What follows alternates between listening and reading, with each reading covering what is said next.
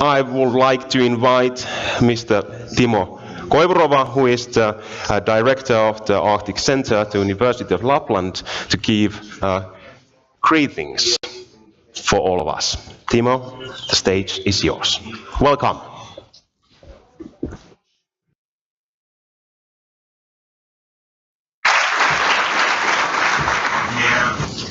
Honorable Foreign Minister, State Secretaries, Ambassadors, Excellencies, colleagues, Arctic friends. As the Director of the Arctic Center of the University of Lapland, I have the privilege to welcome you all to this year's Rovaniemi Arctic Spirit Conference, which we co-organize with the city of Rovaniemi. The idea of the Rovaniemi Process Conference was inspired by the desire to keep the Rovaniemi process flame alive. As many of you remember, it was Finland who initiated the process that culminated with the signing of the Arctic Environmental Protection Strategy between the 8 Arctic states. Since this declaration was signed here in Rovaniemi in 1991, many started to call this process the Rovaniemi process, which was then later merged into the present-day Arctic Council. We organizers wanted to revive the spirit of the Rovaniemi process by organizing these conferences biannually from 2013 as platforms where timely political and scientific Arctic issues can be discussed. Finland is now the chair of the Arctic Council, the predominant intergovernmental forum of the Arctic, and also celebrates its 100 years of independence. Since Finland chose to focus on the United Nations Sustainable Development Goals during its chair period of the Arctic Council, we thought, together with the Finnish chairmanship team in the Foreign Ministry, that this third Rovaniemi Arctic Spirit Conference should also take stance on how we can use these very important goals. What added value these goals can bring to the development of the region. It is of much importance that we have such a prominent and diverse group of persons and organizations to bring their own insights into this theme. So with these words, you are very much welcomed to the Rovaniemi Arctic Spirit 2017.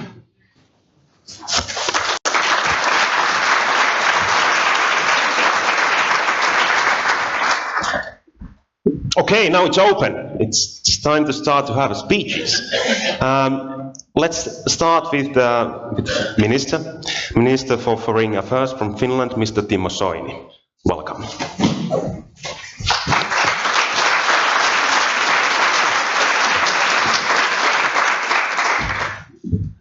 Good morning, everybody, ladies and gentlemen, the Arctic friends. It all started here in Rovaniemi a quarter of a century ago. The Arctic Environmental Protection Strategy was adopted in Rovaniemi in 1991.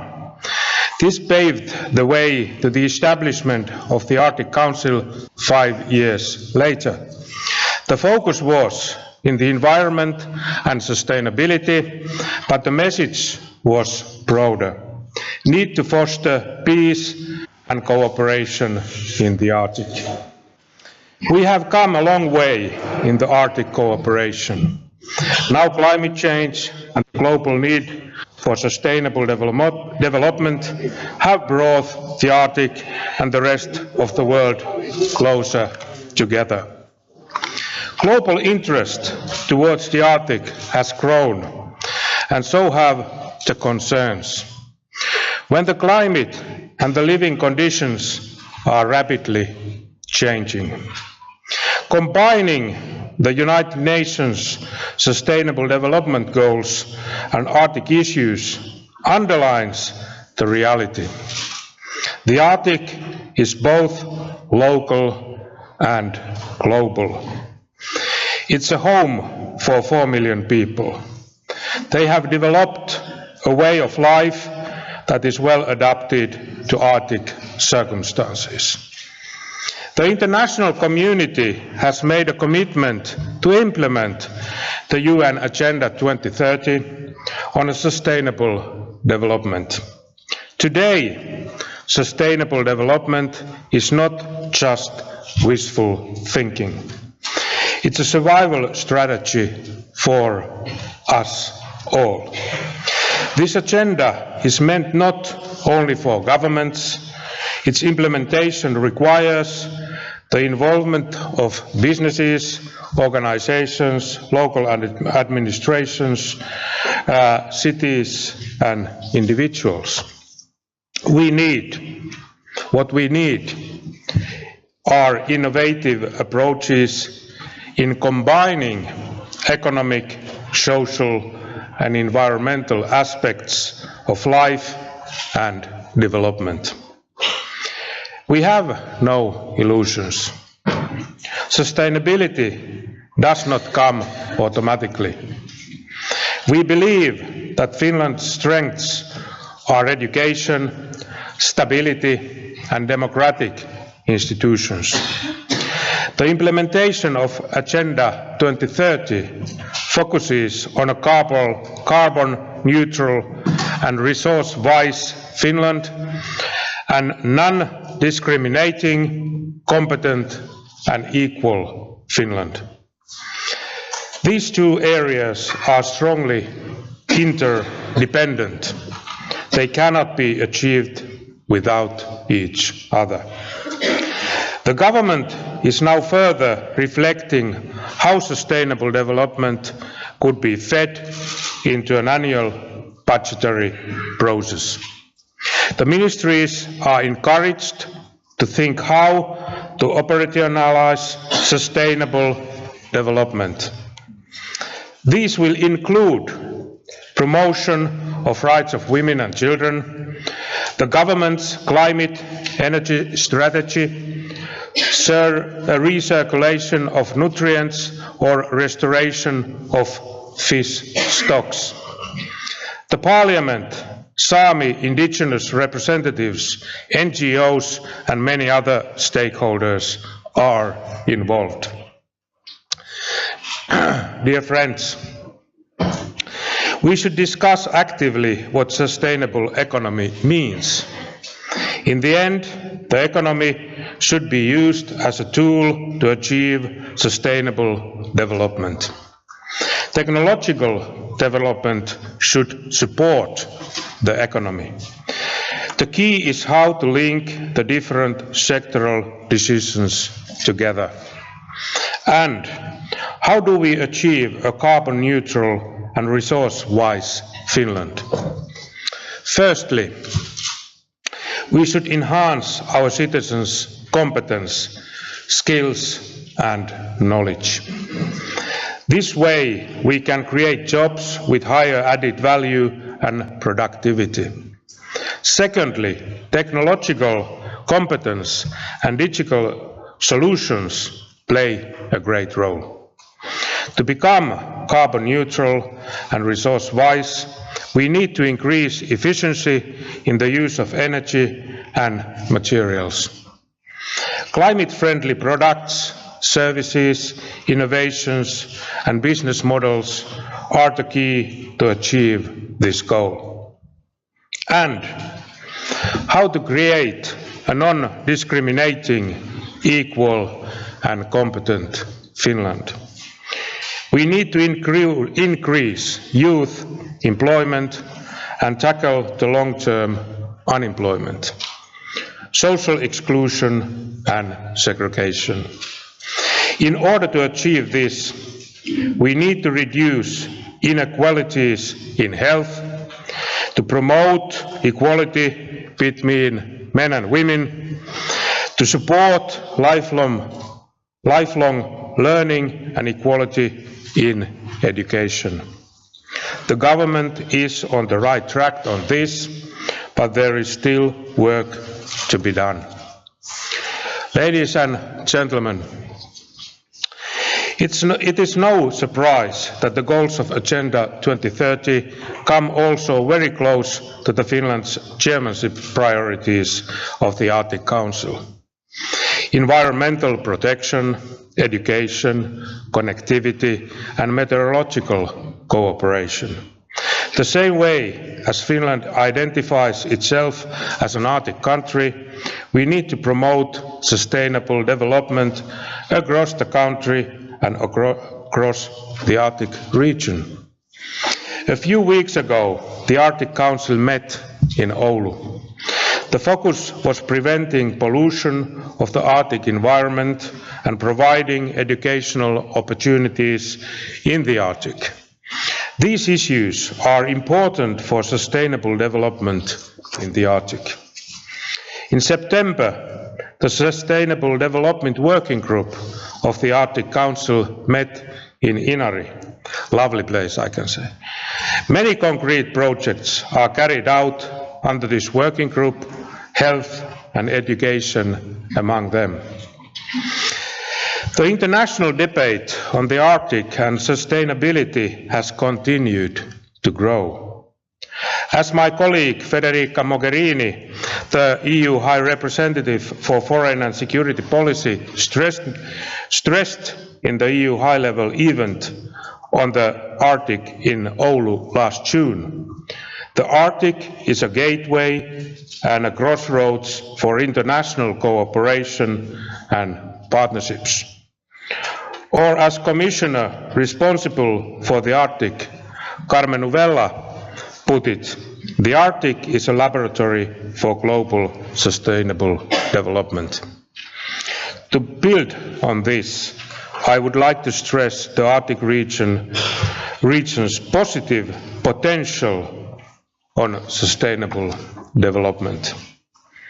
Ladies and gentlemen, dear friends, I am happy that the Arctic and sustainable development are being discussed increasingly together. This relates also to investments. Sustainable development goals are being utilized by private companies across the world. There will hardly be a meaningful implementation of the Agenda 2030 without public-private partnerships. For companies, sustainability means new business opportunities. It is for the governments to speed up this development. In Finland, all sectors of the society, public and private organizations, businesses, even private persons, are asked to give their concrete commitments to the implementation of Agenda 2030. These commitments, 700 at the moment in Finland, are registered on the Commitment 2050 database to inspire others. Local viewpoints should be taken into account when implementing the agenda. Identifying common interests together provides the best success. In this, there must be a respect for indigenous peoples' cultural identity and languages. In the Arctic Council, we are happy that the indigenous peoples' organizations across Europe, Asia and North America are participating actively in its work. In Finland, the government made recently a decision to start a reconciliation process with the Sámi people in order to deal with the painful experiences of the past. To conclude, it is my wish that in the future we will see more commitments internationally coming from different concerns of the Arctic to promote sustainability and the Agenda 2030. We, the different actors across the Arctic, have a great opportunity to promote individual SDGs in the Arctic. The world is watching us. This is why we gathered here today. I want to thank the organizers for the comprehensive program. The discussion on the Arctic and the SDGs has just started internationally. It is our opportunity to provide fresh elements to this debate from Rovaniemi. Ladies and gentlemen, it's excellent to see that there are so many of you here today for the Arctic. Thank you very much.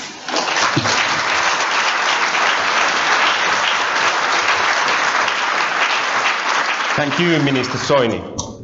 Next, we have a guest from the United Nations Economic Commission for Europe. We have the Executive Secretary, Olga Algayerova. Welcome.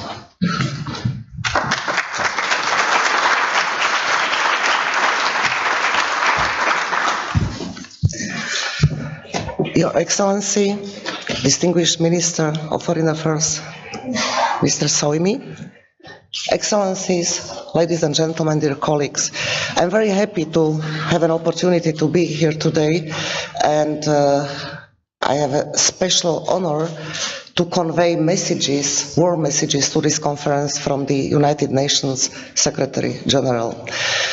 I'm very pleased to address your Rovaniemi Arctic Spirit conference on behalf of the Economic Commission for Europe. We are one of the 5 regional UN commissions.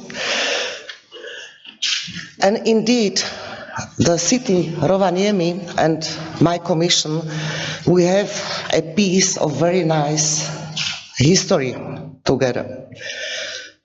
It was a METSA 2013 conference that we co-organized, and our member states adopted the Rovaniemi Action Plan for Forest Systems in a Green Economy. That is a very practical and important document that our member states adopted here for the whole pan-European region. And also, the United Nations Economic Commission for Europe has an observer status in the Arctic Council, and all member states of the Arctic Council are also our member states. So I feel like coming back to see good friends. But let us explore during this conference how we can do better for sustainable Arctic. The Arctic region is under considerable pressure, most importantly from climate change. The 50-year global monthly average temperature has been rising continuously since 1964. Last March, we already measured 2 degrees above pre-industrial levels. If we continue on the current path, we will not reach the 2-degree target from Paris Agreement, but are more likely to end up at 4 or 6 degrees, as the recent UN report on climate change noted. In the Arctic, melting permafrost impacts settlements and infrastructure. Biodiversity and traditional lifestyles of indigenous populations are threatened. Only urgent action can reverse this trend. The Arctic region has great importance for attaining the Sustainable Development Goals. 22% of the world's oil and natural gas could be located beneath the Arctic. The same for large quantities of valuable minerals. While we consider the rich endowment of resources, we must keep future generations in mind. I applaud this event and the ambition to ensure that these resources are developed in a sustainable manner and with due regard to the SDGs. As I affirmed last month to Finland's Minister of Environment, His Excellency Kimmo Tiilikainen, UNECE stands with the Arctic Council. We are committed to working with all 8 member states to support your efforts. UNECE is a normative organization where member states gather to develop standards, legal instruments, guidelines and best practices in many different sectors. All our work is guided by the 2030 agenda and geared toward supporting the implementation of SDGs. I would like to present some examples of how we can together achieve Arctic sustainability. First, UNECE contributes to preventing pollution in the Arctic and beyond. Most prominently, we host several multilateral environmental agreements which are enforced to help achieve cleaner air, access to safe and unpolluted drinking water, and also to avoid pollution from industrial sites. Air pollution is an important factor in the melting of Arctic ice. One such pollutant is black carbon, small dark particles that land on the ice and change the albedo, thus causing accelerated melting. And of course, these particles are emitted by non-Arctic states as well. Air pollution travels across borders. Therefore, it is important to reduce black carbon emissions throughout the whole region. This is a priority for the UNECE Convention on Long-Range Transboundary Air Pollution, so-called Air Convention, which covers 51 countries, including all the Arctic states. I hope that you will all work with us to implement it. I also want to mention the Batumi Action for Cleaner Air, or BACA for short. This is an initiative supporting countries' efforts in improving air quality and protecting public health and ecosystems. Ministers endorsed BACA at the 8th Environment for Europe Ministerial Conference in Georgia last year. So far, about 100 voluntary commitments were received from about 30 countries and organizations, including 3 Arctic states. I encourage all countries and organizations here to use this platform both to showcase their commitments and to share their best practices for clean air. Another area where UNECE can help is boreal forests. After oceans, these form the world's largest biome. Their vital role cannot be understated. They sequester CO2 from the atmosphere, house a plethora of plants and animals, and provide substantial amounts of wood for lumber and biofuel production. They are also one of the ecosystems most affected by climate change. Increased wildfires, outbreaks of dangerous insects and thawing permafrost augment the risk of forest impoverishment or change of grassland or shrubland. Non-forestry industrial development can also reinforce these negative impacts. We must transition to adaptive forest management to secure the sustainability of boreal forests. UNECE provides guidelines and recommendations to enable this transition. UNECE member states house 100% of the world's boreal forests. We cooperate intensively with these countries on the preparation of an outlook for forests, focusing in particular on issues related to climate change.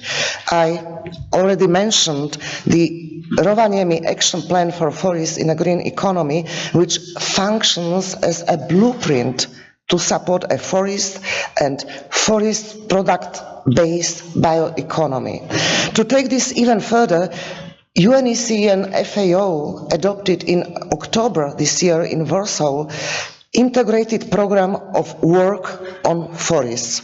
It covers key aspects of the management of boreal forests. We look forward to working with you to implement it.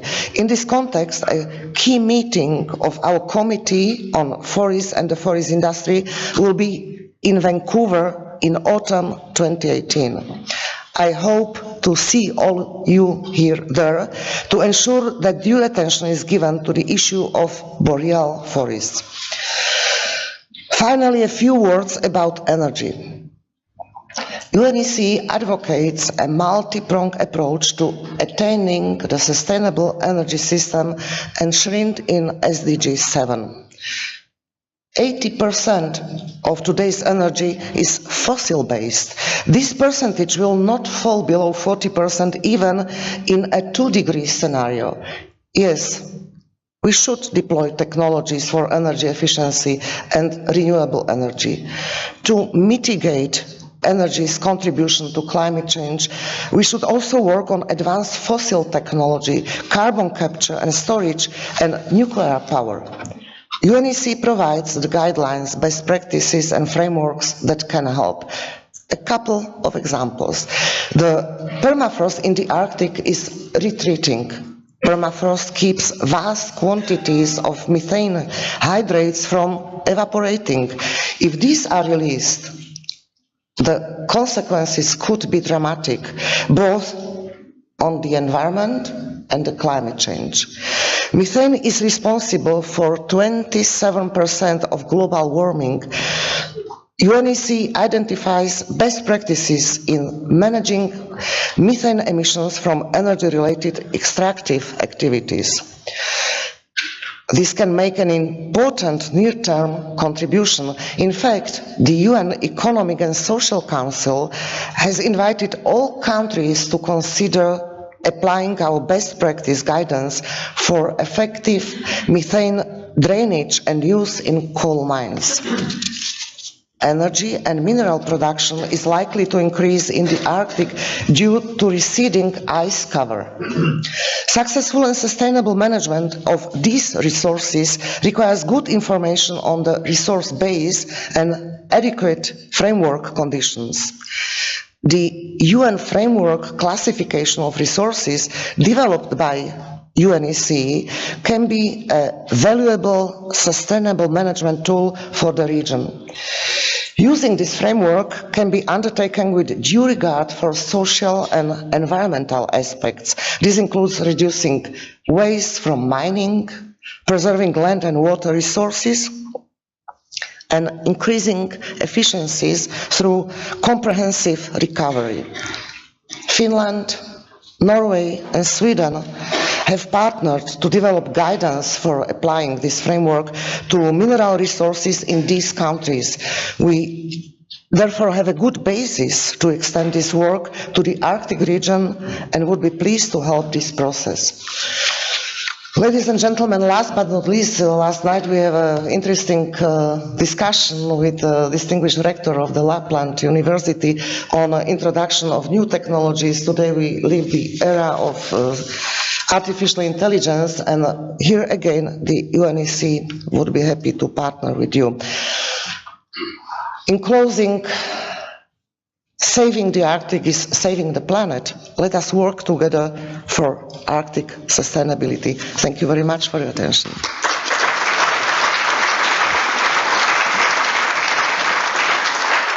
Thank you, Olga Algayerova. Next we are going to hear the greetings from the Sámi Parliament, Finland. Ladies and gentlemen, Tiina Sanila-Aikio, the President of Sámi Parliament.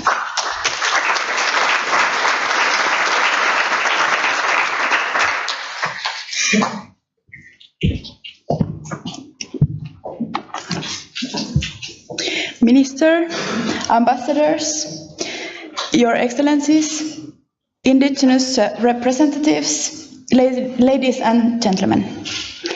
I'm very honored to address you the Sustainable Development Goals through the lenses and the eyes of Sámi people.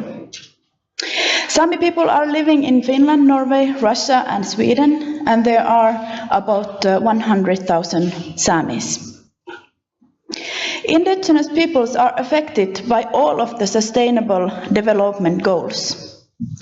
Usually, I highlight the importance of the land to the indigenous peoples. But today I will concentrate to quality education and good health and well-being. We all know in Finland the education system is one of the best in the world. Also, Sámis benefit from it, and I'm very grateful that, for example, I have been able to educate myself through the system, and I have got the right and possibility to learn my own language till the end, and I mean the university level. The main questions are the access to the education. The main question is how we can ensure that there is access to indigenous education. How can we be sure that there is culturally relevant education? And also, I want to highlight that the majorities have the same rights. They have the right to know about the indigenous peoples.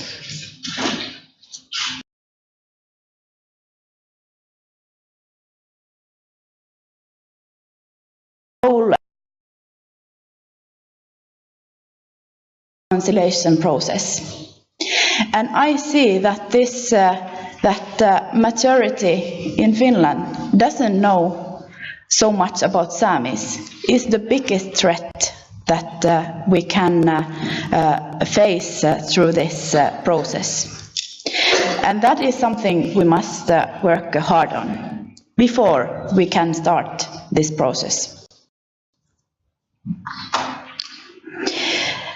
The program during the chairmanship of the Arctic Council has two very important goals: education and connectivity. We have many challenges with the Sámi education in Finland. There are about 2,700 young people under age 18 in Finland, and 2,000 of them are living outside the homeland area of the Sámis. And there are only 50 children who get their daycare in Sámi language through the language nests or the daycare system. And there are only about 100 Sámi children and youngsters who get the Sámi language lessons outside of the Sámi homeland area. So about 150 children and young people from the 2000. We have been negotiating how to improve the situation with the Ministry of Culture and Education. And I hope that we have now found a solution, a common solution, which also could be transformed and sent all over the world, not only the Arctic. But our goal is to give the education to the Sámi children and youngsters through the internet, through virtual pedagogics and so on. And this pilot project is now under the planning, and we are trying to do that as fast as possible, because we don't have any We don't have time to wait that when there will be possibility to get education in Sámi language or about Sámi language. So I hope that this also will be a very good practice and example that we can send and we can be proud of, because as we know, the Finnish education system is one of the best. So I think that we can manage also this. And we are so little. There are about 61,000 Swedish-speaking children and young people in Finland, and there are only 2,700 Sámi children and young people. So I think we will manage that. Then a few words about the good health and well-being. And to the indigenous peoples, health and well-being means being connected to your lands, to the lands which are healthy and clean. Health and well-being means also to us access to culture. It means also to us access to language. Because without the access to lands, to language, to culture, our physical, mental and spiritual health and well-being is under a threat. We have seen many places throughout the Arctic region that the suicide numbers are higher than among the majority. And all these things I mentioned are very important when we deal about health and well-being. I hope that with the Sustainable Development Goals we will achieve equality and recognition of indigenous rights. And I would like to conclude my statement with words: nothing about us without us. Nothing about us without us. Thank you. Thank you, Tiina Sanila-Aikio. Next we are going to have Ségolène, Ambassador for the Arctic and Antarctic Poles, former Minister of Climate and Environment and President of COP21 from France. Madame Royal, welcome.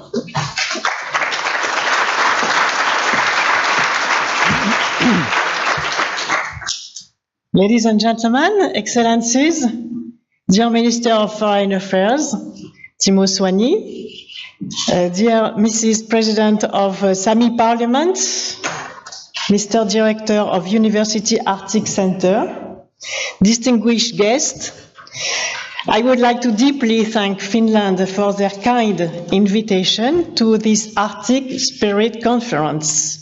It's a great honor for me to participate, first as an observer country, that is France, and as President of COP21 in this opening session today, in particular this year of your independence anniversary. As you know, maybe France was, with Sweden, the first country to recognize Finland 100 years ago, and the first country to sign a commercial agreement with Finland. So I am very proud to be here. Today's conference is taking place at a very special moment because it's jointly with two major events. The first one is the COP23, which I just arrived now, and one of the many lessons we have to accelerate the concrete actions. And I am sure that here together we hope the negotiations in Bonn will be dynamic and efficient. Because the second event is the warning to humanity issued last Monday, as you know, by more than 15,000 scientists from 184 countries, and several coming from Finland. Biologists, physicists, astronomers, chemists, agronomists, specialists in climate or ocean, zoology or fisheries, the authors from all over the world warn us against the already happening catastrophic destruction of the natural world and the danger of seeing humanity push ecosystems to beyond their ability to maintain life.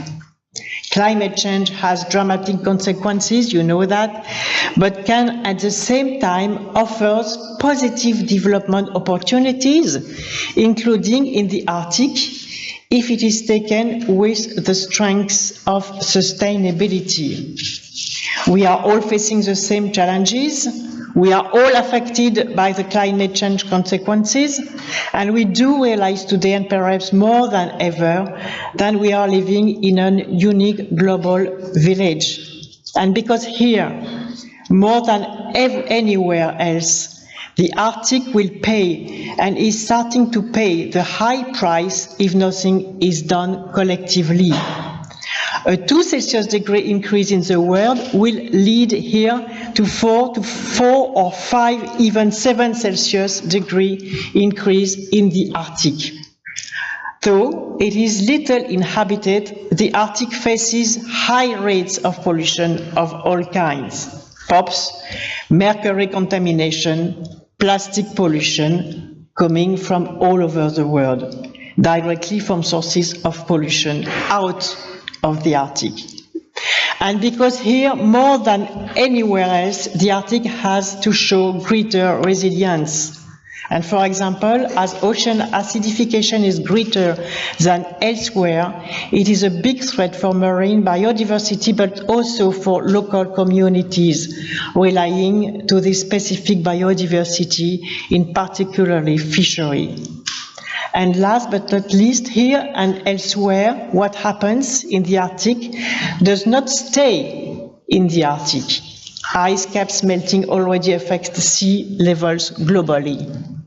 Therefore, the high sensitivity and low resilience of this very fragile environment are great challenges that everyone should take responsibility for. And that is why Sustainable Development Goals are also related to the Arctic, and why their implementation is also, as you said, an Arctic priority.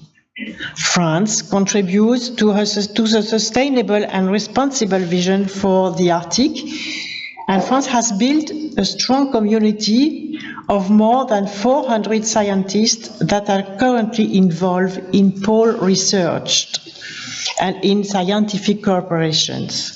This commitment of French researchers to Arctic is a long-standing tradition of exploration and expeditions in high latitudes that started here with the expedition of Pierre-Louis Moreau de Maupertuis in 1733, here in Lapland. He demonstrated that the planet is a little flat at the poles in 1733. So it was the first scientist cooperation between France and Finland. And as president of COP21, and despite the US will to withdraw for the Paris Agreement, I can assure you all the states together with civil societies, companies, local authorities, cities, we are moving forward and we are still in. And that's why 2 years exactly after his signature in Paris, and under the initiative of French President Emmanuel Macron, on December the 12th, France will welcome a summit in order to address the challenge of financing the climate change action plans with UN Secretary General and World Bank. But we know also that one of the most important examples of the SDGs in Arctic is the risk generating by the transportation of heavy fuel here in the Arctic, and also the very dangerous projects of fuel forages. We know that the Arctic Council Working Group on Protection of the Arctic Marine Environment is conducting a number of very important studies. And we know that the Arctic is working hard to be fully protected against fuel pollution risk. And we have to continue to building the rules for that. For example, inside the Polar Code. And I can tell you today that France is fully committed to support any initiative dealing with this problem, finding new solutions because of the rewarming by Arctic states, local communities and observers, taking into account, of course, all the needs could be historical. And that is why I would like to end to warmly congratulate Finland for the first months of their Arctic Council chairmanship.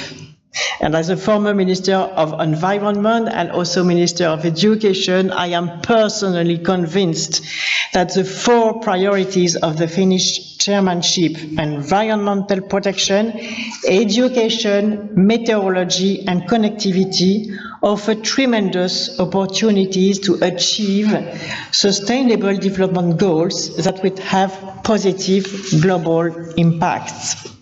And to have a better knowledge of these topics, I am very delighted, and thank you to you, to visit over the next day the Arctic Research Center of the Finnish Meteorological Institute, the University Observatory in Sodankylä. I will also go to Inari, visiting the Sámi Parliament and the landscape around the sacred lake Onkujärven, to understand better Lapland's history and culture. To end, you can thus count on France to contribute to the Arctic Council work at all levels, and you can count on me to put Arctic on the agenda of international climate and sustainable development events. Deeply congratulations for all this fantastic work you are doing. Thank you very much.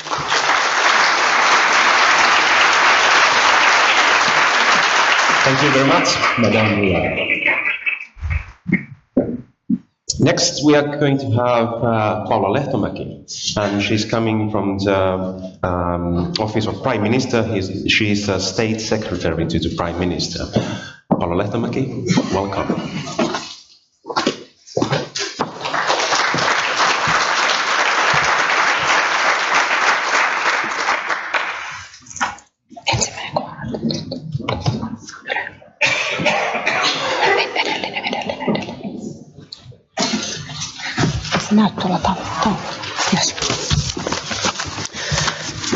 Distinguished Mr. Minister, Excellencies,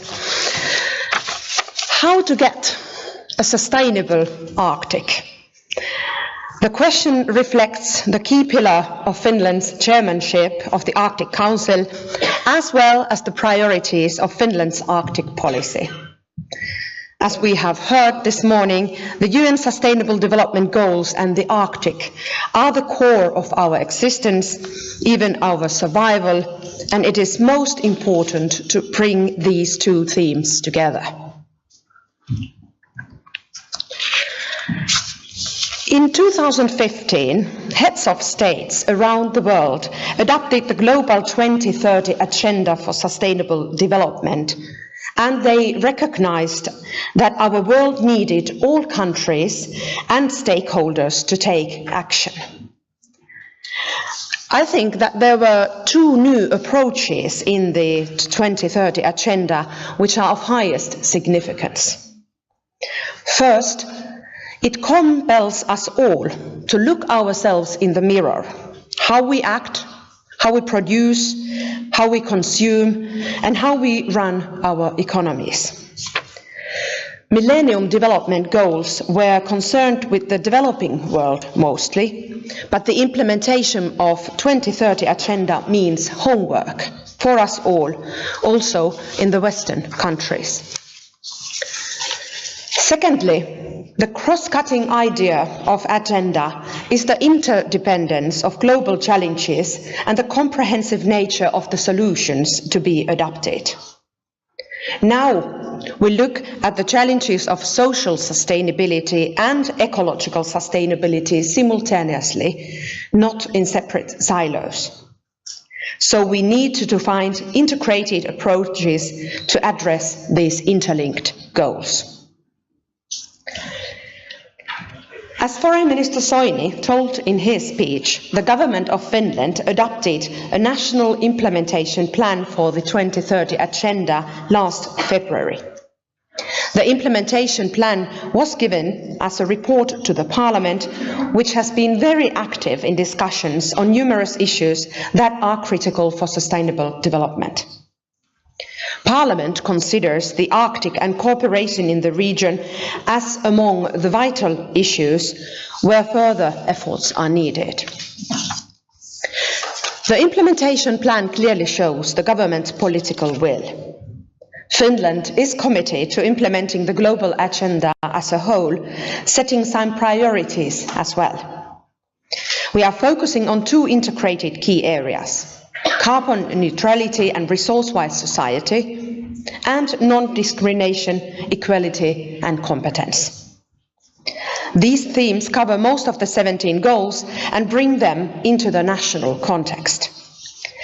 They have also made it easier for various stakeholders to understand what the goals mean in practice for Finland. To monitor the work of the implementation plan, we are using newly updated national sustainable development indicators.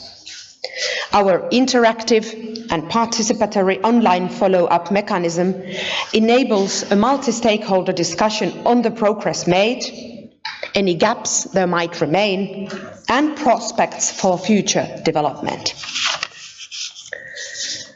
One might say that there are two specialities in Finnish way of implementing the agenda. First is our National Commission on Sustainable Development, which is a multi-stakeholder body which has now operated under Prime Minister's leadership for almost 25 years. In addition to this commission, we also have an Agenda 2030 youth group to challenge the government's job. The other speciality is a brand new innovation, so-called society's commitment to sustainable development. It is a special tool to boost concrete action of various stakeholders, big or small, but concrete actions. It is very encouraging that, for example, the European legislation on diminishing the amount of plastic bags was implemented with this voluntary tool. All actors made a commitment, and that way a new regulation was not needed. Ladies and gentlemen, sustainable goal development also means better sustainability and prospects of the development of the Arctic. The interlinkage of these policies is clearly seen in Finland's national strategy for the Arctic region. This strategy emphasizes our strong national interest in maintaining Finland's position as one of the global leaders in sustainability when operating in the Arctic. In September last year, we updated our national strategy. Our aim is to strengthen environmental protection and security policy stability in the Arctic region and to boost the region's vitality within the framework of sustainable development. We wish to be a leading player in international Arctic policy and a key provider of solutions to the problems involved. Arctic expertise, sustainable tourism, and infrastructure solutions are the key sectors in realization of the business potential of the North in a sustainable way. Finland's Arctic policy also gives a central role to promoting the interest of indigenous peoples. We are pleased to have an active dialogue ongoing between the government and the Sámi people about Sámi with Sámis. A strong European Union policy in the Arctic and in the Northern Europe is a necessity as well. Thus, European Union has a key role to play in Arctic issues as well as in Northern Dimension affairs. The European Union can make a significant contribution to Arctic development, both regionally and globally. The third Arctic communication of the EU, which was released last year, emphasizes sustainable development within and around the region as one of its priorities. All actions in the Arctic should contribute to the implementation of the 2030 Agenda and should be in line with the 17 Sustainable Development Goals, of course. Ladies and gentlemen, as has been mentioned, this Arctic Spirit Conference is taking place just a few weeks before Finland celebrates its 100th anniversary of independence. So this is a good moment to focus on our Arctic identity as well. Finland is an Arctic country with more than 100 years of expertise in Arctic affairs as well. In this picture, you can see how we are expanding our Arctic expertise and our know-how to the Antarctic as well. As a part of the Finland 100 official program, the Finnish flag was taken to the Antarctic as well in the beginning of this year. To harness the potential of the Arctic sustainability, we need good cooperation between the private and public sector, nationally and internationally. Therefore, the events like Arctic Spirit Conference today here in Rovaniemi are so important. With these words, I would like to greet you all and wish you an enjoyable, inspiring and a productive seminar. Thank you. Thank you, Paula Lehtomäki. Next speaker is Eva Svedling. She is the State Secretary for Climate at the Ministry for Foreign Affairs of Sweden. Eva Svedling, welcome.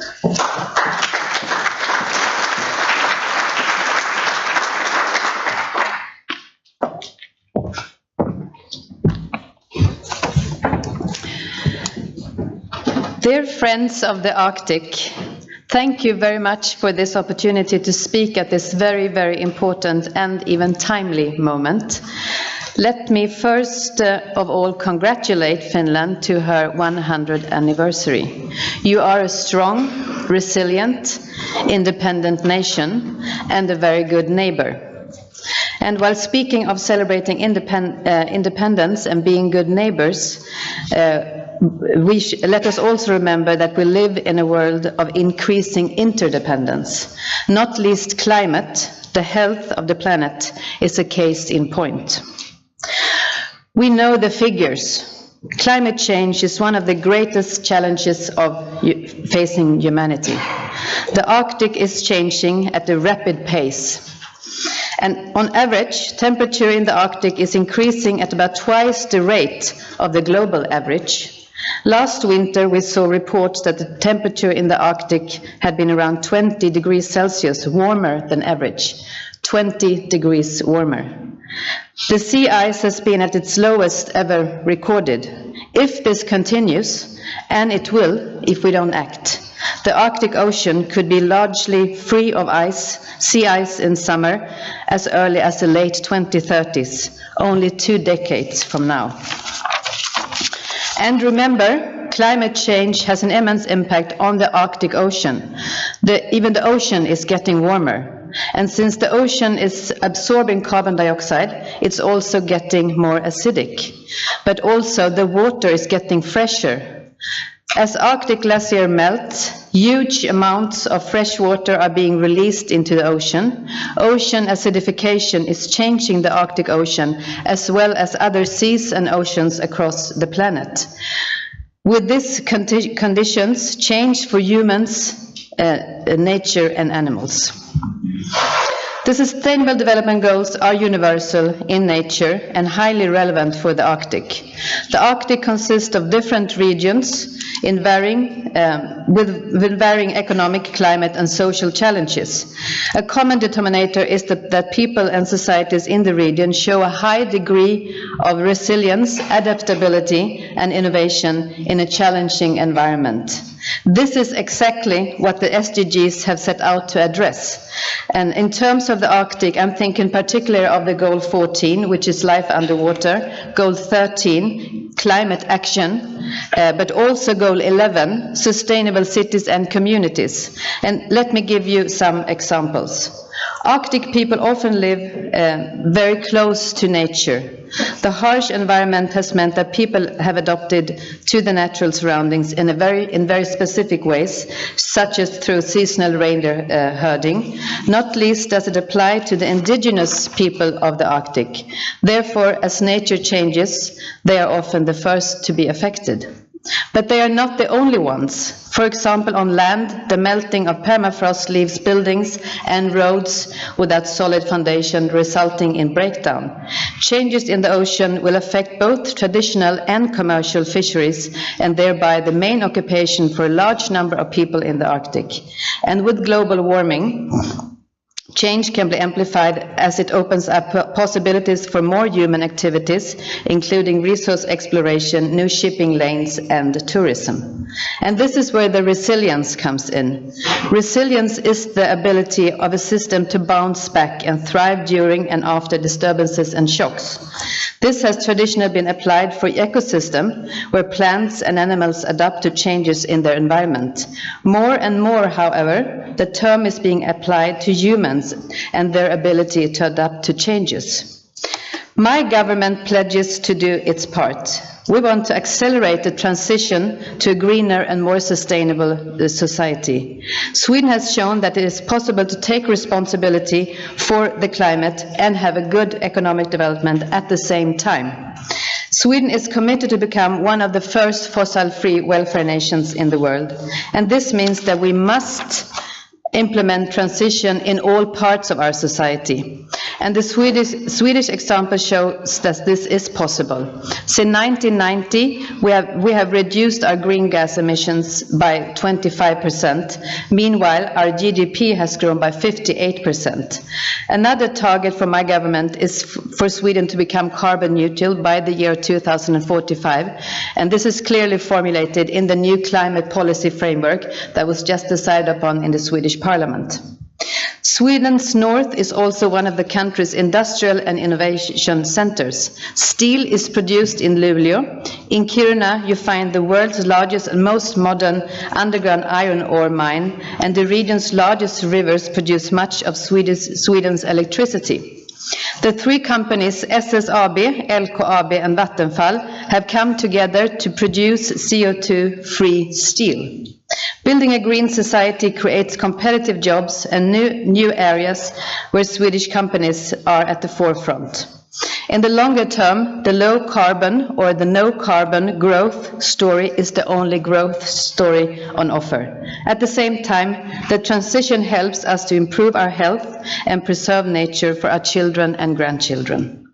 Sweden has worked with sustainable development for many years. Traditionally, our focus has been on environment, but sustainable development is now an integrated part of more or less all political areas. The task is now to shape a framework for involving all levels of public administration in the implementation of the SDGs. A key element of this strategy is to include civil society, Swedish business, trade unions, academia, and citizens in the implementation efforts, or in other words, to get the firm commitment, a buy-in for all parts of society. To help us in this work, a national committee for promoting the implementation of the 2030 agenda has been appointed. In 2018, Sweden will take a leading role in regional cooperation in the north when we hold the presidency of the Baltic Sea states, the Barents Euro-Arctic Council and the Nordic Council of Ministers. Sustainable development is a key element for all chairmanships. Finally, let us remember that the Arctic functions as the cooling system for our planet. But in order for this to work, we must live up to our global commitments, demonstrate strong leadership, and take responsibility for our actions for coming generations. Thank you very much.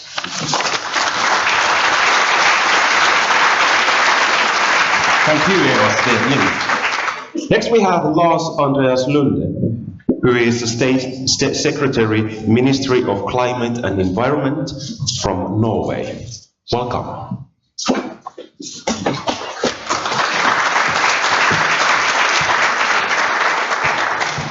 Thank you very much, dear Minister, dear Excellencies, dear friends of the Arctic. Well, we are gathered here now in the beautiful town of Rovaniemi, discussing what kind of Arctic we want. Our ministers and climate negotiations are in Bonn trying to limit how much climate change we will get. While our topic is the UN Sustainable Development Goals, the topic in Bonn is how our societies can thrive and develop while limiting the rise in global temperature. In the Arctic, as elsewhere, these two topics are closely interlinked. In April this year, the Norwegian government presented our new Arctic strategy. Our vision for the Arctic is to be a peaceful, innovative and sustainable region where international cooperation and respect for the principle of international law are the norm. Our key priorities are international cooperation with our Arctic neighbors, securing sustainable business development and knowledge-based development of the Arctic, an infrastructure in tune with the green transition, and ensuring a responsible approach to environmental protection, safety, emergency preparedness and response. Norway's Arctic strategy rests on a strong commitment to sustainable development and the UN Sustainable Development Goals. The 17 Sustainable Development Goals covers almost all aspects of sustainable development. They are all important in guiding our efforts in the Arctic and globally. Still, among those goals, combating climate change is fundamental. This goal is the guardian of life support systems. If the sum of our mitigation efforts does not add up to the necessary emission reductions, impacts from climate change across the world will increasingly undermine our chances to reach most of the other sustainable development goals. Realizing this connection, Norway's Arctic strategy highlights the need to strengthen our green competitiveness. Sustainable development in the Arctic will depend on our ability to adapt to the changes that lies ahead, both with regard to climate change and the transition to a low-carbon economy.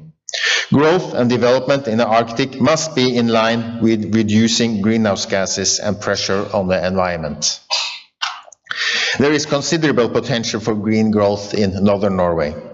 Natural resources, particularly marine resources, have always been important for our value creation. Renewable energy, low-emission industrial production, fisheries and aquaculture are sectors where the transition to a green economy offers good opportunities for growth. At the same time, the demand for energy and transport and the cold climate poses challenges. The government will promote the development of environmental technology and a rapid transition to green transport, energy and construction, and enable the business sector to grasp the opportunities offered by the transition to a green economy. It is sometimes claimed that a little warming is an economic boom for the Arctic region. And I must admit, during the brisk walk from the hotel to here, I was for a moment thinking that maybe a few degrees warming would be nice. And also subarctic fisheries, forestry and agriculture might thrive, and industrial development and shipping would benefit from retreating sea ice and less extreme winter cold. But this claim misses some important points. And let me clear, global warming is bad, even though it sometimes could feel a little pleasant, but it is generally bad for the world and for the Arctic. First, we are not in for a little warming. If we continue on our present emission pathway, global temperatures are projected to rise by 5 degrees this century. In the Arctic, this could be easily doubled. So the home of Santa Claus, whether it is in Rovaniemi or the North Pole, will be no country for cold men. Second, the traditional livelihood of indigenous and local communities across the Arctic will change dramatically and in many cases be lost. This is not only a question of economic harm, but of culture risking their very existence. And I think one of my experiences as State Secretary was when I last year visited the Sámi College in Kautokeino in northern Norway, where there was a seminar from students from all over the Arctic region, the indigenous people, the Sámi people from the Nordic countries, as well as indigenous people from Russia, China, and Mongolia. And of course, during such a wide area, they had different living conditions. But one thing they shared in common, and that was that their traditional way of living, based on reindeer herding, was severely threatened by global warming. And it made the quite impression to see that how these people's future really were threatened by global warming. Third, the economies of the Arctic are dependent on world markets and thriving national and global economies. Each additional degree of global warming increases the risk to the global economy, and that will not be good for Arctic business. And last, the Arctic is a region of unique biodiversity and landscapes at risk of being lost. This is what makes the Arctic a great place to live and to visit. It is also the basis for indigenous and local economies and cultures. Large parts of the Arctic, as we know it, simply won't be Arctic anymore, including Santa's home here in Rovaniemi. To succeed in our efforts to limit climate change, we will have to transform the way we produce and use energy, as well as our modes of transportation. This new climate economy will change the Arctic, not only because we will have to curb our emissions, but because the markets on which we sell our products will change. This might be as transformative for Arctic economies and the way we do business in the future as climate change in itself. Early this year, the OECD launched the report, Investing in Climate, Investing in Growth. This report describes how the G20 countries can achieve strong and inclusive economic growth while reorienting their economies towards development pathways with low greenhouse gas emissions and high resilience to climate change. To explore what these findings mean for the Arctic and our strategies for green growth could be a good starting point for addressing the interface between economic development in the Arctic and the urgent need for climate change mitigation. In the long term, we need to ensure that our development policies are compatible with emission pathways that keep the globe and the Arctic out of the high-risk zone with regard to climate change. The same need for mainstreaming into our development agenda goes for environmental protection. We have to monitor and control the cumulative effects of our developments on land as well as at sea, in order to ensure that we do not undermine the ecosystems and ecosystem services on which our economies, welfare and culture depends. The Arctic Council has a key role in this. For more than 20 years, climate change and environmental protection has been the core of its agenda, and important efforts are made to mainstream these concerns into the Arctic development agenda. Whether the climate talks in Bonn will be a success remains to be seen. Regardless, we must include the urgent need for climate change mitigation and a green transition of our economies among the topics on top of our Arctic Sustainable Development Agenda. Thank you very much.